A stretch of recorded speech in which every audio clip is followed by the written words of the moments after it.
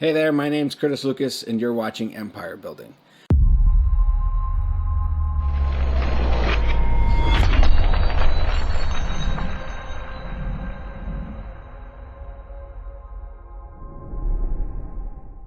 In this video, I'm going to be reacting to an interview where Kevin O'Leary finally announced that he was a Bitcoin bull all along. But before we get into the video, a quick reminder to watch out for scammers and impersonators down in the comments. And if you live in the US and you're interested in getting 2 free stocks, the link's down below to open up your new Webull account, deposit $100 or more. If you're in Canada, then you can click the link for Wealthsimple and get $10 when you deposit $100 into your trading account and make your first trade. Also, if you're interested in supporting the channel, you can join the community on Patreon. The link is down in the description. So without further ado, let's get into this video.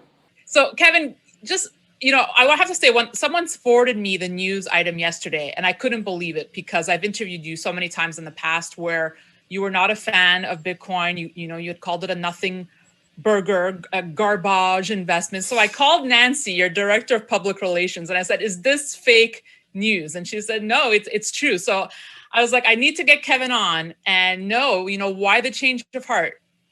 So when facts change, I change. And the reason that I had never participated in crypto was that I'm in a highly regulated business. I have many investments, including my chairmanship of O shares. As you know, we issue under securities laws, and so many other investments I have in fintech. And I don't play in places where the regulator hasn't decided what they're going to do. And what changed my mind, and I was very specific on it, was I'm in the ETF business. And when I saw that the Canadian regulator and the Swiss regulator and many other regulators, that this has happened just in the last 60 days, have opened up to allow a ETF that holds one asset, Bitcoin. Now, that's a game changer. There's no question about it. That allows institutions and individuals alike to allocate. And that's number one on the hit parade that really moved me, because I have actually owned crypto since 2017. Ethereum and Bitcoin, but not really been able to speak about it because regulators really frowned on it. And as you're well aware, this is a very controversial issue. Okay, so when it comes to Kevin O'Leary, there's one thing in particular that I think that actually does set him apart from a lot of other people, is that he's known to say whatever it is that's on his mind. Even if it's not popular, he'll say what he thinks truthfully. But I fear this hasn't been the case with Bitcoin. And anyone that's followed him over the years knows exactly what I'm talking about. I mean, what is he saying that he hasn't been able to talk about it? He's done an awful lot of talking about it. Mr. Wonderful thinks it's worthless. Well, he called it garbage this morning. I want to explore the idea. Yeah, I did say that. I want to explore the idea that there's nothing here except raw speculation. No different than when I go to Las Vegas and put my money on black or red on a roulette wheel, because where is the intrinsic value inherent in deploying real capital? Let's talk real money here, and putting it into Bitcoin as a storage of value. I get gold. For 2,000 years, including the Romans, they saw value in owning that as an asset class. Tell me why this, which is basically a digital game, that's the way I look at it, has any intrinsic value. When people actually put real money into this, they make no interest, they can't pay their taxes with it, the regulators don't like it, which is always a problem for compliance. And where's the long-term value? Just this idea that they're going to cut the number of units in half, that's such a scam. Like, that's just totally BS. He just failed to mention that he's actually owned it since 2017. And although, given the hesitation when he said that, I suspect it's probably not entirely the whole truth either. I mean, up until now, he's claimed that he's only ever purchased $100 and that it lost 70% of its value. I taught a class at Harvard 18 months ago that young people in that class challenged me. I put $100 into something called Coinbase, which is a wallet thing. And you buy Bitcoin? I bought them all. I bought all the crypto crap. I put $100 in. It's now worth 30. 30. That's a 70% loss on my crypto crap. Now, I bought them all. I think that really sucks. But I'm not going to just sit here and bash on him the whole time. I mean, the important part is he's finally arrived. He's finally openly and publicly confirmed that he believes in this technology. He believes in Bitcoin as a store of value. He still doesn't buy the whole currency story, and that's fine. Most people don't. And to be honest, I think I probably agree with that sentiment. Bitcoin, as it stands right now, makes a pretty horrible currency. But let's focus in on what it is that changed for him. He says that when the regulators sort of changed their tune and started to approve things like an ETF here in Canada, the very first North American Bitcoin ETF was approved in February of this year. So yes, that is very recent. And I can understand how that would sort of change his mind and open him up to new possibilities. Since then, Canada's on its way to approving not a second, but even a third ETF for Bitcoin. And not just Bitcoin, Ethereum as well. 2 ETFs are in the pipeline for Ethereum as we speak, here in Canada. All before the United States even has one. So our neighbors to the south, you got a whole lot of catching up to do. So great, Mr. Wonderful is on board. But let's hear what else he has to say in terms of his newfound insight and perspective. The concern I have right now in the U.S. market is a $1.9 trillion, basically free money helicoptered out of the sky into the economy. How do I hedge myself against that? But at the same time, if the regulator is now opening up to allow me to allocate to crypto, why not? And that's why I did it. And so, look, I have taken it's been very interesting 2 days. Many interviews like this. But as I say, I'm a pragmatic investor. I think a 3% allocation for me is reasonable. And then a whole host of questions have to be answered in terms of how do I do that? And I applaud you, Kevin, because it's not easy to come out after, not liking an asset for a very long time and say, hey, look, now I'm open and receptive to it and things have changed. And so you're starting to see the stars align on Bitcoin as an institutional asset, but there are other issues to deal with. For example, all of my businesses that I invest in have a sustainability mission. I do not invest in businesses that are polluters or hurt the climate. That is part of my mandate. That's what I do. I have the same issue with Bitcoin. I do not want to own Bitcoins mined in China because I'm very unhappy with my relationship with the Chinese government regarding my investments there. So I choose not to invest in coin mined there. I do not want to own coin that has a bad provenance. In other words, blood coin, not interested in that. So I have very specific metrics upon which I am going to own coin. The most important to me is to mine it myself. So it's a virgin coin. No one can say to me that you basically mined this and found it from somewhere where they were wasting energy, or they were not carbon neutral, or they came from a country that's under sanction. This is a big deal for me and plenty of other shareholders too. And number one, above all, everybody knows it takes a tremendous amount of electricity to mine coin. I'm not doing it where it's being wasted. I'm going to places, talking to partners that are in places like Iceland and Denmark and Northern Canada where they don't pay for air conditioning. So there's a lot of this. To get my head around doing this, I've been working for months. But I think my plan is one that anybody would do when they care about the environment. Okay, so he said a lot there, and there's a little bit here to unpack. But when I first heard him say this, I have to admit I was pretty non-receptive. My initial reaction was, this guy still does not understand Bitcoin. And at its core fundamental nature, I believe he, in fact, doesn't understand Bitcoin.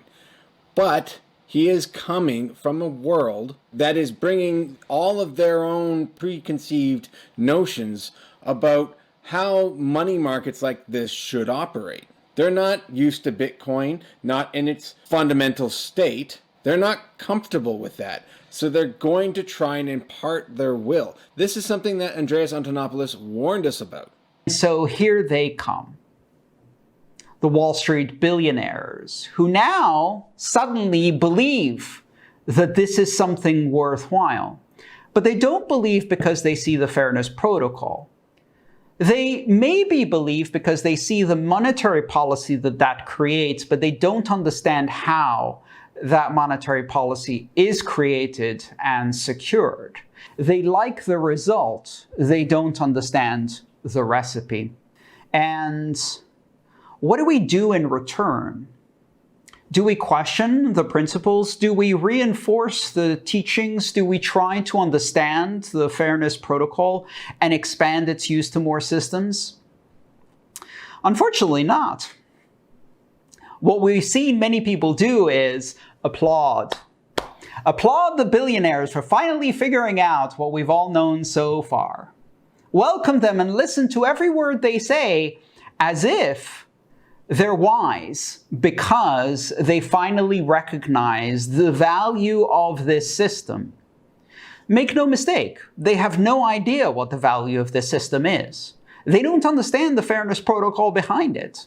All they understand is that somehow we've managed to make money and they want some of that. And here's the problem.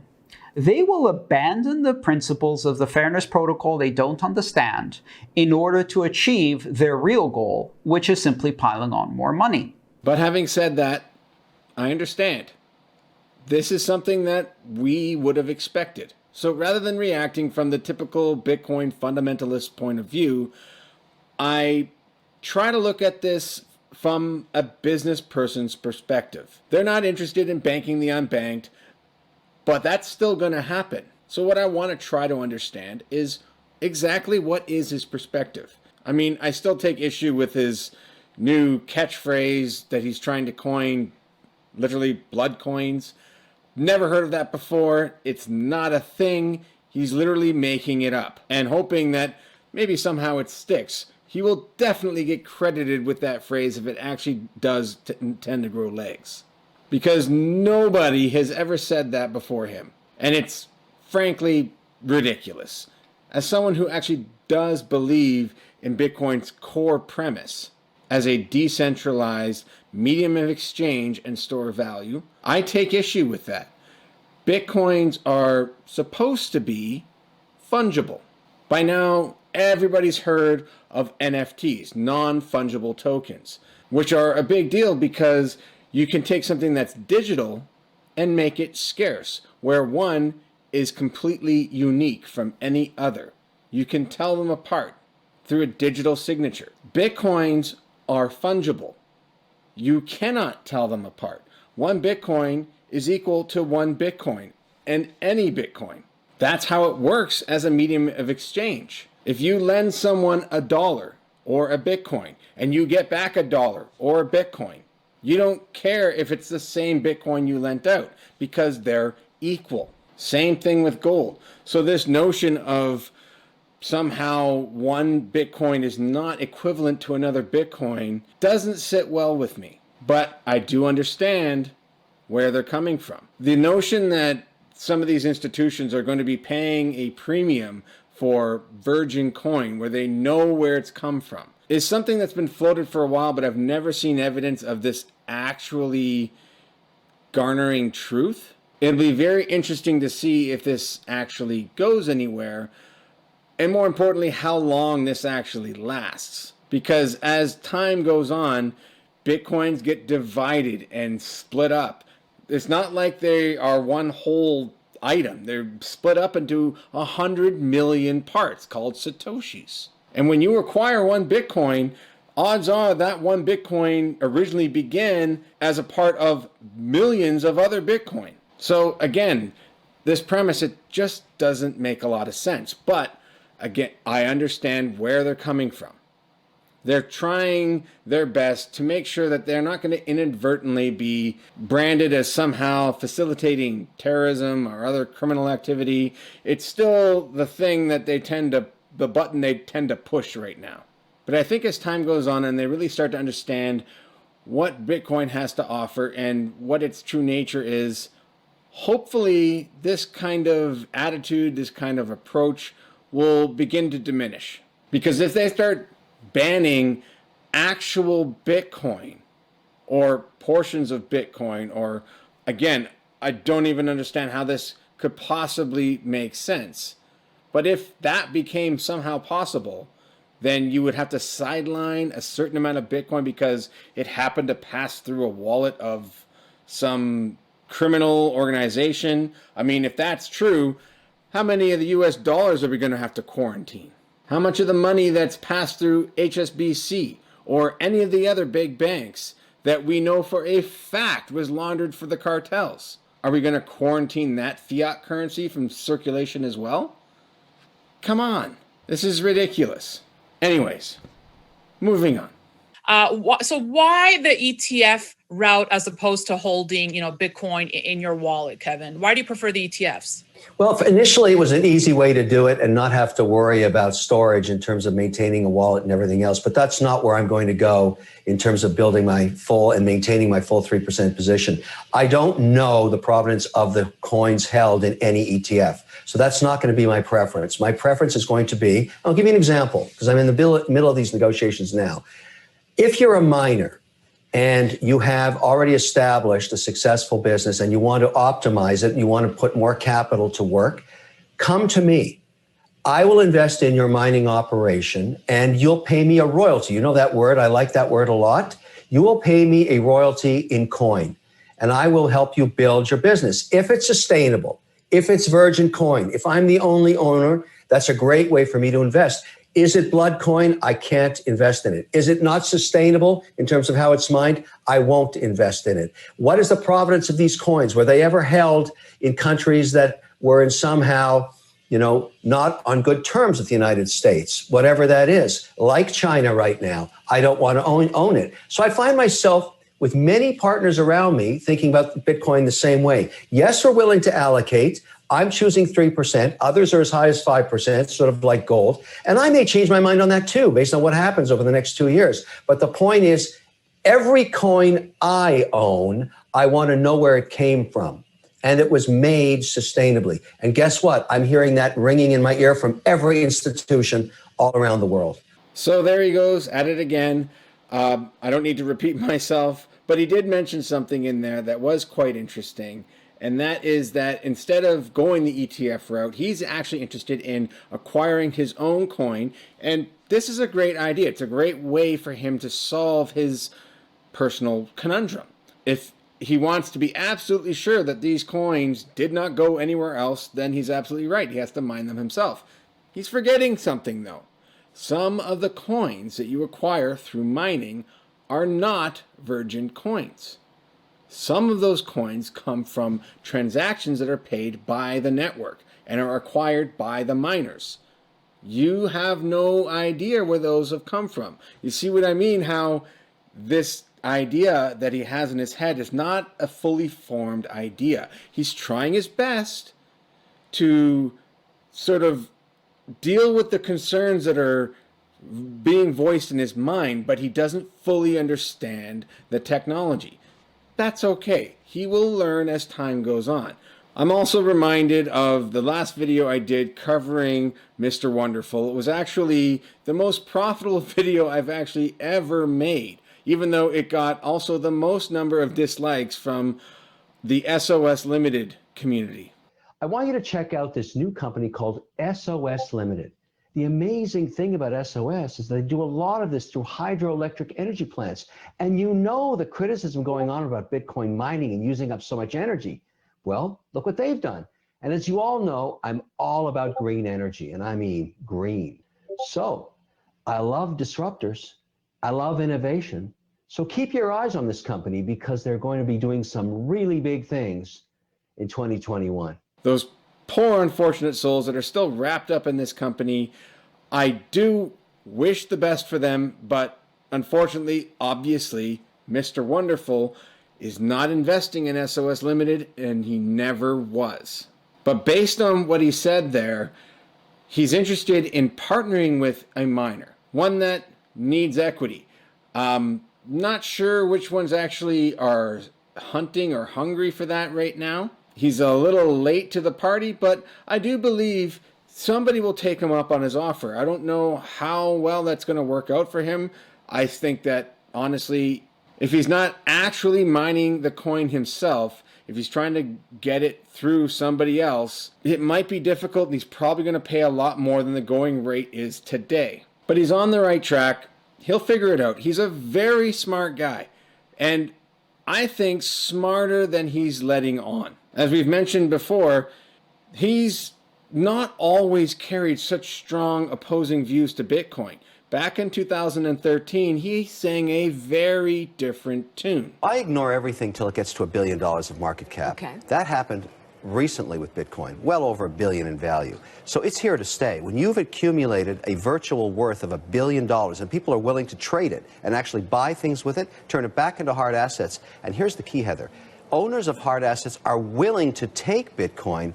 This is here to stay. That's what's going to happen. And no central banker can control it. But you just called it a Barbie currency. I was going to say, is it all hocus pocus? I mean, is it a legitimate form of currency to trade? It is. And as soon as it passed $1 billion and someone bought a hard asset with it, in my books, as an investor, it became real. But somehow, between then and now, he turned into this Bitcoin bear, while somehow actually acquiring it at the same time pretending to hate it. The biggest problem I have all about this is it goes against the core of what his brand identity has been all along. The guy who tells it like it is. No BS. So what the hell do you call the last 6 years or so? He's been masquerading as someone who doesn't understand Bitcoin and thinks it's going to be doomed by regulators. This is the one real criticism that I levy against him in this entire thing. I mean, he's now going out of his way to try to backstep everything he's ever said. And going to such lengths as on his own Twitter account, all references to Bitcoin have been removed. This is Kevin O'Leary's Twitter feed, where the very first mention of Bitcoin is back in 2014, where he says, Bitcoin, have not invested, too volatile to be a currency. And there's not another mention of it until January 9th. The entire, what we have here, 7 years of history, he's never mentioned Bitcoin again. The entire history of everything he's ever said is gone. I have absolutely zero issue with him changing his mind on Bitcoin. What I do take issue with is the fact that he's not living up to his own brand. You said it. Deal with it. Change your mind. Carry on. But don't try to pretend like the last 7 years didn't happen. I think he would garner a lot more respect. Obviously, there are some that are going to hate him, but they're going to hate on him anyways. I, for one, welcome him with open arms, but I really think he should have done this in a way where he owned everything he's ever said. It's like buying real estate. You either believe in it or you don't. If you think about the decision tree and how I'm a good example of that. Okay, I decide I want to own Bitcoin. That's decision number one. Then decision number two is what percentage of the portfolio should it be? I would suggest 1 to 5. I'm going in sort of right almost in the middle at 3%. Kevin, last point, you're joining us from the set of Shark Tank down in Miami. Has Mark Cuban or Damon or any of your fellow sharks given you a hard time over your change of heart? You know, half of us are believers in Bitcoin. The sharks are looking at it. We're pragmatic investors. I'm an indexer, so I allocate. I say if I believe in something, I'm going to buy it to a certain percentage and hold my holdings there. My sense is that Bitcoin is either going to perform very, very well over the next 2 years, or it will be tested by regulators. But I really see at this point, as regulators are opening up in countries like Canada and Switzerland, that the trend is for opening up to this asset class. But it's like you said, either you believe in it or you don't. You have to make that decision. It's binary, yes or no. That's the decision you have to make. And I've made the yes decision, and I've taken lots and lots and lots of flack. You are not the only person that's pointed out what I've said in the past. Unfortunately, in a digital world, every comment I've ever made is already out there. There's a footprint. Yeah, exactly. But you're owning it. So I respect that, and I'm sure a lot of people do. So talk of 100,000 Bitcoin to you doesn't sound so crazy anymore. No. The other area of interest to me is I formed a team in my organization to look at this. I'm interested in actually interest yield using DAI, using USA, against a Bitcoin loan. There's all kinds of different strategies. But the core of holding is going to be, I look at Bitcoin and say to myself, that is going to be the US dollar of cryptos. It has established itself all around the world. It's the largest Market cap, it's just under $1 trillion. It'll always be the leader in my view. It'll take another 100 years to mine the last coin, long past when I'm going to be around. And so during that period, I think it will have tremendous volatility. And at the point in when, let me give you an example. If it became, let's say, I don't know, 20 trillion of value, okay, which you would be basically very, very stable in my view, because you would be being held by people and institutions that are holding it for, again, a hedge against inflation or just storage of value.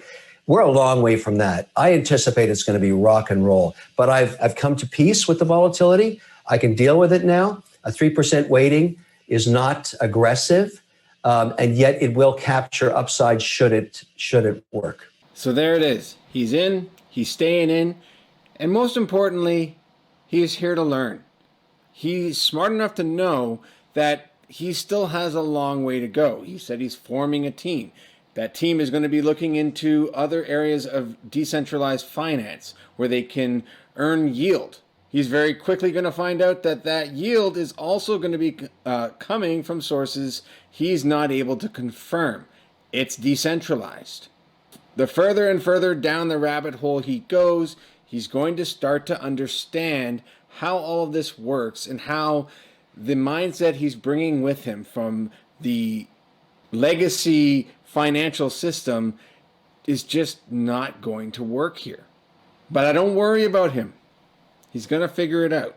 And like I said, I actually believe he knows more than he's letting on. He's been singing this tune for far too long. He's just having a little difficulty stepping back out of the things that he used to say. And earlier, he dropped a couple of hints that I think one of the miners that he's most likely looking at is Hive blockchain, or at least they're one of them. Based on what he said, Hive is probably the one that checks off all those boxes. But no matter how you look at it or how you view him, Mr. Wonderful is one of us now. One of us, Google Gobble, one of us. We accept that one of us, Google Gobble, one of us.